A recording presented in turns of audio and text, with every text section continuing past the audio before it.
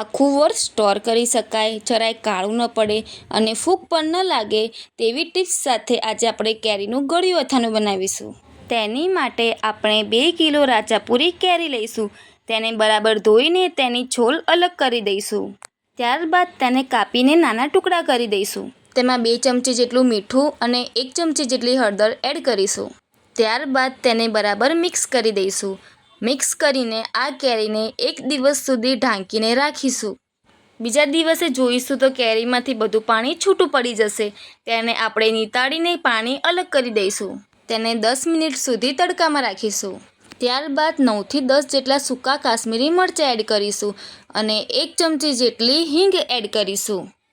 ત્યારબાદ તેમાં 50 ગ્રામ રાઈના કૂરિયા, 100 ગ્રામ મેથીના કૂરિયા, 50 ગ્રામ ધાણાના કૂરિયા અને 50 ગ્રામ વરિયાળી એડ કરીશું। પછી તેમાં 2 ચમચી મીઠું, 1 ચમચી હળદર અને 2 ચમચી કાશ્મીરી મરચું એડ કરીશું। ત્યારબાદ તેમાં 500 ગ્રામ જેટલું સરસોનું તેલ એડ કરીશું। પછી તેમાં 1 કિલો જેટલો દેશી ગોળ એડ કરીશું અને તેને બરાબર મિક્સ કરી દઈશું જેથી ગોળ બરાબર પીગળી જાય। તેમાં કાપેલી કેરીના ટુકડા એડ કરીશું અને તેને બરાબર મિક્સ કરી દઈશું।